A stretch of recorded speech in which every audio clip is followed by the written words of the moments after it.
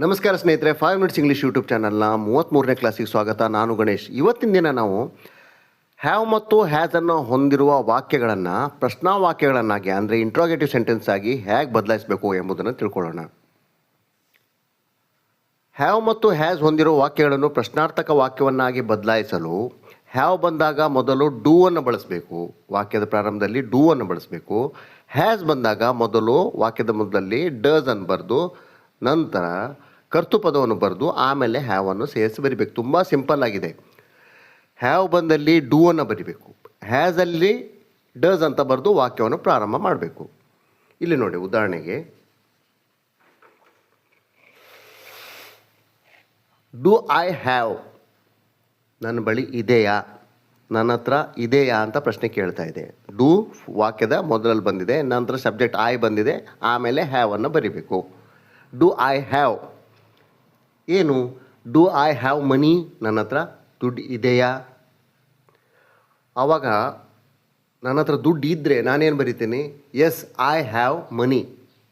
Already ಕಲ್ತಿದ್ದೇವೆ ಸಕಾರಾತ್ಮಕ ವಾಕ್ಯಗಳನ್ನು ಬರೆಯೋದನ್ನು. ಐ ಹ್ಯಾವ್ ಮನಿ ಅಂತ ಹೇಳ್ತೇನೆ. ಒಂದು ವೇಳೆ ನನ್ನ ಹತ್ರ ಇಲ್ಲ ಅಂತಾದರೆ ಐ ಡೋಂಟ್ ಹ್ಯಾವ್ ಮನಿ ಅಂತ ಹೇಳ್ತೀನಿ.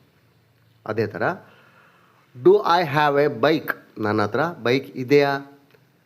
ಪ್ರಶ್ನೆ,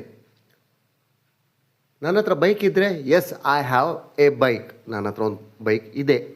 ನನ್ನ ಹತ್ರ ಬೈಕ್ ಇಲ್ಲ ಅಂದರೆ I do not have a bike, I don't have a bike, ಈ ಥರ ಬರಿತೀನಿ. ಅದೇ ಥರ ಡು ವಿ ಹ್ಯಾವ್, ನಮ್ಮ ಹತ್ರ ಇದೆಯಾ? ಏನು? Do we have a bike, ನಮ್ಮ ಹತ್ರ ಬೈಕ್ ಇದೆಯಾ? ನಮ್ಮ ಹತ್ರ ಇದ್ದರೆ yes we have a bike ಅಂತ ಬರಿತೀವಿ. ನಮ್ಮ ಹತ್ರ ಇಲ್ಲ ಅಂದರೆ no we don't have a bike. ಹೀಗೆ. Do we have enough money, ನಮ್ಮ ಹತ್ರ ಸಾಕಷ್ಟು ಹಣ ಇದೆಯಾ? Yes we have enough money, ಹೌದು ನಮ್ಮ ಹತ್ರ ಸಾಕಷ್ಟು ಹಣ ಇದೆ. No we don't have enough money. Do you have 10 rupees, ನಿನ್ನ ಹತ್ರ 10 ರೂಪಾಯಿ ಇದೆಯಾ?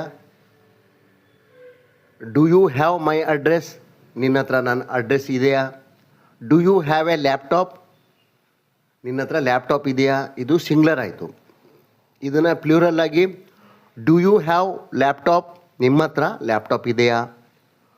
ಡು ಯು ಹ್ಯಾವ್ ಕಾರ್, ನಿಮ್ಮ ಹತ್ರ ಕಾರ್ ಇದೆಯಾ?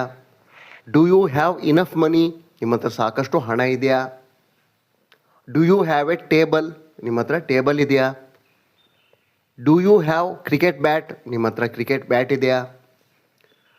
Do you have extra ball, ನಿಮ್ಮ ಹತ್ರ ಎಕ್ಸ್ಟ್ರಾ ಬಾಲ್ ಇದೆಯಾ? ನಾವು ಕ್ರಿಕೆಟ್ ಆಡಬೇಕು, ನಿಮ್ಮ ಹತ್ರ ಎಕ್ಸ್ಟ್ರಾ ಬಾಲ್ ಇದೆಯಾ? ನನ್ನ ಹತ್ರ ಕಳೆದೋಗಿದೆ, ಇನ್ನೊಂದು ನಿಮ್ಮ ಹತ್ರ ಎಕ್ಸ್ಟ್ರಾ ಇದೆಯಾ? ಈ ಥರ ಪ್ರಶ್ನೆ ಕೇಳುವಾಗ ಡು ಯು ಹ್ಯಾವ್ ಅಂತ ಕೇಳ್ತೀವಿ. ಅದೇ ಥರ ಇಲ್ಲಿ ಡಸಂಟ್ ಒಟ್ಟಿಗೆ ವಾಕ್ಯಗಳನ್ನು ನೋಡಿ. ಡಸ್ ಹಿ ಹ್ಯಾವ್, ಡಸ್ ಬಂದಿದೆ, ಸಬ್ಜೆಕ್ಟಾಗಿ ಹಿ ಬಂದಿದೆ, ಆಮೇಲೆ ಮತ್ತೆ ಹ್ಯಾವೇ ಬಂದಿದೆ. Does he have a bike, ಅವನ ಹತ್ರ ಬೈಕ್ ಇದೆಯಾ? ಹೌದು, ಅವನ ಹತ್ರ ಬೈಕ್ ಇದೆ ಅಂತ ಹೇಳಲಿಕ್ಕೆ yes he has a bike. ಅವನ ಹತ್ರ ಬೈಕ್ ಇಲ್ಲ ಅಂತ ಹೇಳಲಿಕ್ಕೆ he doesn't have a bike. ಅದೇ ಥರ does he have my address, ಅವನ ಹತ್ರ ನನ್ನ ಅಡ್ರೆಸ್ ಇದೆಯಾ? Yes he has my address, ಹೌದು ಅವನ ಹತ್ರ ನನ್ನ ಅಡ್ರೆಸ್ ಇದೆ. No he doesn't have my address, ಇಲ್ಲ ಅವನ ಬಳಿ ನನ್ನ ಅಡ್ರೆಸ್ ಇಲ್ಲ. ಅದೇ ಥರ ಡಸ್ ಹ್ಯಾವ್ ಗ್ರೀನ್ ಸಾರಿ, ಅವಳ ಹತ್ರ ಹಸಿರು ಸೀರೆ ಇದೆಯಾ? ಉತ್ತರವಾಗಿ ಅವಳ ಹತ್ರ ಇದ್ದರೆ ಎಸ್ ಶಿ ಹ್ಯಾಸ್ ಗ್ರೀನ್ ಸಾರಿ, ಅವಳ ಹತ್ರ ಹಸಿರು ಸೀರೆ ಇದೆ. ಒಂದು ವೇಳೆ ಅವಳ ಹತ್ರ ಇಲ್ಲ ಅಂತಾಗಿದ್ದರೆ no she doesn't have green sari, ಇಲ್ಲ ಅವಳ ಹತ್ರ ಹಸಿರು ಸೀರೆ ಇಲ್ಲ.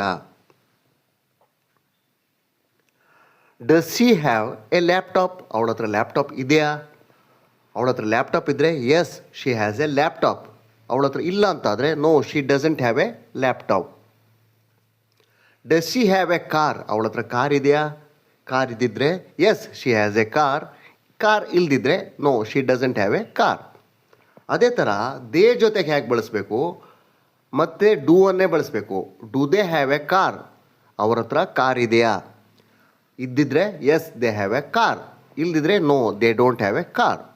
Do they have enough money, ಅವ್ರ ಹತ್ರ ಸಾಕಷ್ಟು ಹಣ ಇದೆಯಾ?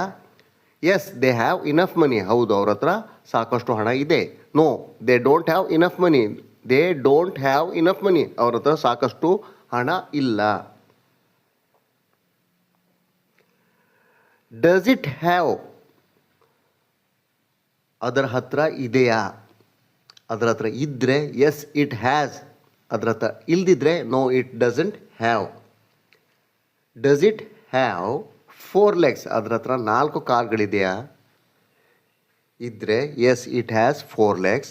ಅದರ ಹತ್ರ 4 ಕಾಲು ಇಲ್ಲ ಅಂತಾಗಿದ್ದರೆ no it doesn't have 4 legs. ಹೀಗೆ ಡೂ ಮತ್ತು ಡಸ್ ಜೊತೆ ಪ್ರಶ್ನಾರ್ಥಕ ವಾಕ್ಯಗಳನ್ನು ತಯಾರು ಮಾಡಬೇಕು. ಈಗ ಆಲ್ರೆಡಿ ನಾನು ಉದಾಹರಣೆಗಳನ್ನು ಕೊಟ್ಟಿದ್ದೇನೆ. Do you have a bike ಅಂತ ಕೇಳಿದ್ದೀನಿ, ಏನಂದ ನಿನ್ನ ಹತ್ರ ಬೈಕ್ ಇದೆಯಾ ಅಂತ. ಇದೇ ಥರ ಪ್ರಶ್ನೆಗಳನ್ನು ನೀವು ಬೇರೆ ಬೇರೆ ವಸ್ತುಗಳಿಗೆ ಇಟ್ಕೊಂಡು ಪ್ರಶ್ನೆಯನ್ನು ಕೇಳಿ ಅದನ್ನು ಪ್ರಾಕ್ಟೀಸ್ ಮಾಡಬೇಕು. ಉದಾಹರಣೆಗೆ do you have a water bottle, ನಿನ್ನ ಹತ್ರ ವಾಟರ್ ಬಾಟ್ಲ್ ಇದೆಯಾ. Do you have 2 rupees coin, ನಿನ್ನ ಹತ್ರ 2 ರೂಪಾಯಿ ಕಾಯಿನ್ ಇದೆಯಾ. Do you have a pillow, ನಿನ್ನ ಹತ್ರ ತಲೆದಿಂಬಿದೆಯಾ. Do you have a extra chair, ನಿನ್ನ ಹತ್ರ ಎಕ್ಸ್ಟ್ರಾ ಚೇರ್ ಇದೆಯಾ. Do you have a fridge, ನಿನ್ನ ಹತ್ರ ಅಥವಾ ನಿಮ್ಮ ಹತ್ರ ಫ್ರಿಡ್ಜ್ ಇದೆಯಾ. ಹೀಗೆ ಹೆಚ್ಚು ಹೆಚ್ಚು ವಾಕ್ಯಗಳನ್ನು ನೀವು ಪ್ರಾಕ್ಟೀಸ್ ಮಾಡ್ತಾ ಹೋದರೆ ಇಂಗ್ಲೀಷು ಸುಲಭವಾಗಿ ಕಲೀಲಿಕ್ಕೆ ಸಾಧ್ಯ ಇದೆ. ಒಂದು ಸತಿ ವಿಡಿಯೋನ ಪುನಃ ಮತ್ತೊಂದು ಸರ್ತಿ ನೋಡಿ ಆಮೇಲೆ ಅಲ್ಲಲ್ಲೇ ಸ್ಟಾಪ್ ಮಾಡಿ ವಾಕ್ಯಗಳು ಹೇಗೆ ತಯಾರಾಗಿದೆ ಅಂತ ನೋಡಿ ಆ ವಾಕ್ಯಗಳನ್ನು ಹೆಚ್ಚು ಹೆಚ್ಚು ನೀವು ಪ್ರಾಕ್ಟೀಸ್ ಮಾಡಬೇಕು.